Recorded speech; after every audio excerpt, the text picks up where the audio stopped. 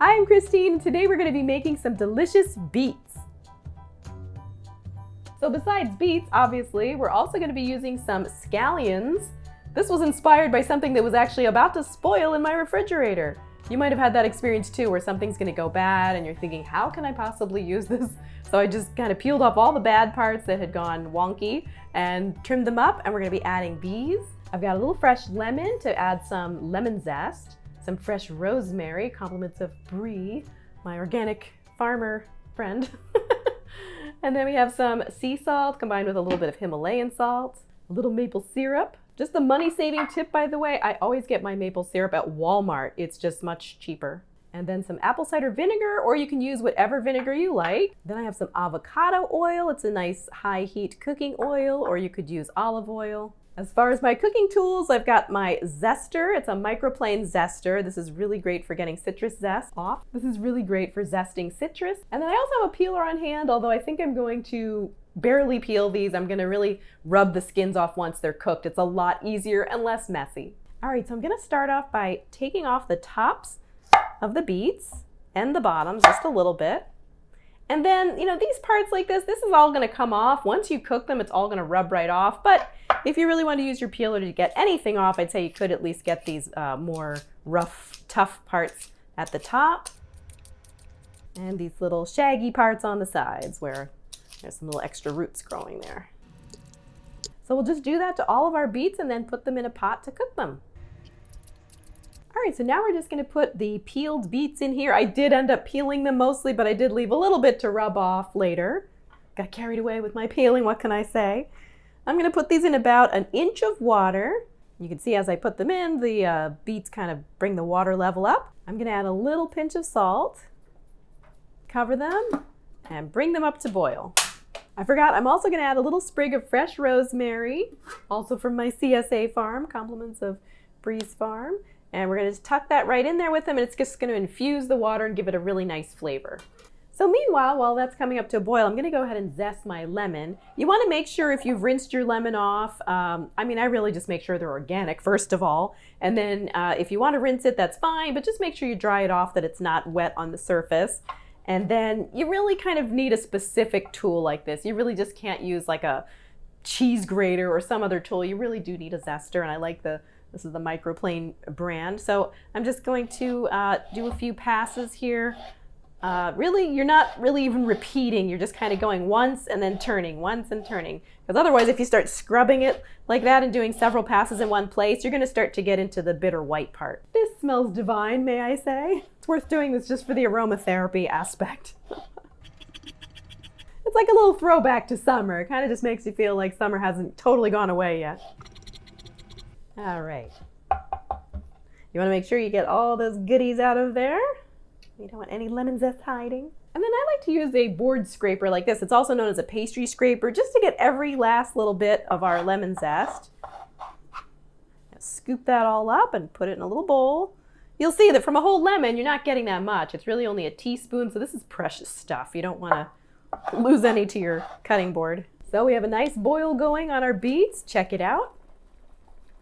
Now that they've boiled, I'm going to turn it down to simmer for about 30 to 40 minutes. It just kind of depends on the size of your beets, but you just want to get them to the point where they're fork tender, where you can easily pierce them with a fork and they're nice and soft. All right, so we got our low simmer going there, and now we're moving on to scallions. So I saved a couple that still have the little roots attached. I actually had a cooking teacher once who used to save these and use them instead of garlic. When she would make hummus, she would blend these up with her cooked chickpeas to make her own homemade hummus, using these for that nice pungent flavor. So I just thought that was interesting, but probably only when the roots are really fresh.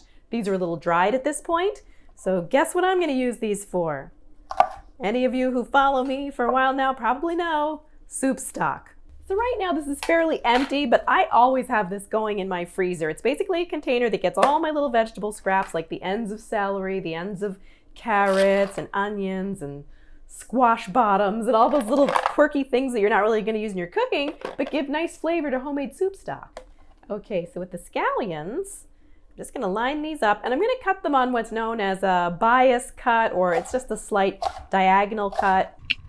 Notice how I always have my fingers curled under.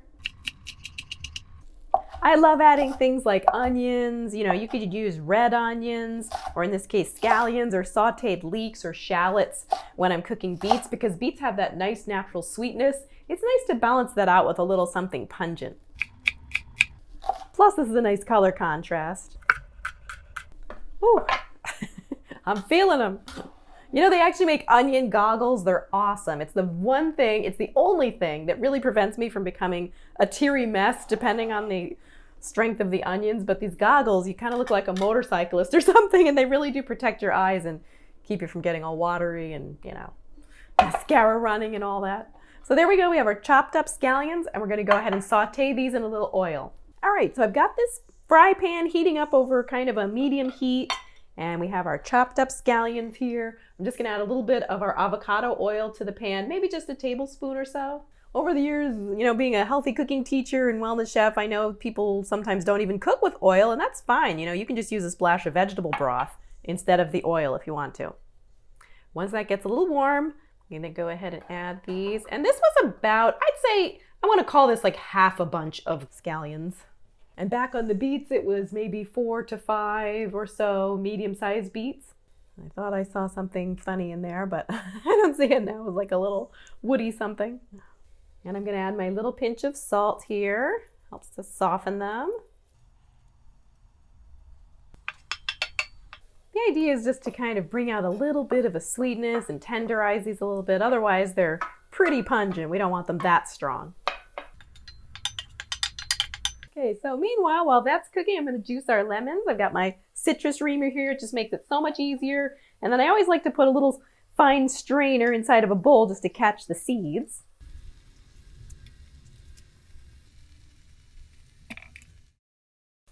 This smells so nice. It's really got this nice aroma going. I'm just going to add a little splash of the lemon juice just to prevent them from sticking. Adds a nice fresh flavor. I wish you could smell my kitchen right now. And I'm just gonna shut off the heat. I really don't want to overcook these. I don't want to get them too soft. Okay, so we're gonna take our freshly cooked beets. And you can see I have fingers of steel here from touching hot things while I'm cooking. Just gonna rub these skins right off. You can see how they just come right off now that they're cooked, so it just makes it a lot easier. And this also helps to cool down the beets so that you can handle them a little easier. Now that our beets are fully cooked, I'm still getting a little steam facial here. They're still warm, but you can really let them cool more if you like. I just, again, over the years, I have these oven mitt hands, so it doesn't really faze me, but you know, you can just soak them in cold water if you really want to get them cold. But they cool off as you slice them too. So I'm just going to slice these up and put them in a bowl, and then we'll add all of our delicious dressing ingredients. You can slice these however you like. You can make them into nice rounds if you like, but I had to do a little trimming on these beets, so then we're not getting all perfect rounds either. So kind of organically slicing them different ways. So for our dressing, in here I've got the juice of 1 lemon, or it's roughly about 1.5 tablespoons or so of lemon juice. I've got our lemon zest, 2 teaspoons of avocado oil, or like I said, you could use olive oil if you want to. This is a fair amount of maple syrup. This is about 3 tablespoons. You can use less if you like. I just find it adds a really nice touch to this dressing. And then I've got 2 tablespoons of our apple cider vinegar. I'm gonna add roughly about 1/2 teaspoon of sea salt. Okay, let's pour this over the cooked beets. They look even more gorgeous. They just get so glossy and beautiful. The color really pops when you put this dressing on them. And then at this point, you can go ahead and add your cooked scallions. And you can see how it just really comes together nicely. So here's our finished beet dish. You can see this just looks luscious and inviting. It makes a great side dish. You can serve it either warm or chilled. I hope you enjoyed this video, and if you did, give it a thumbs up and subscribe if you haven't subscribed to my channel. Thanks for watching.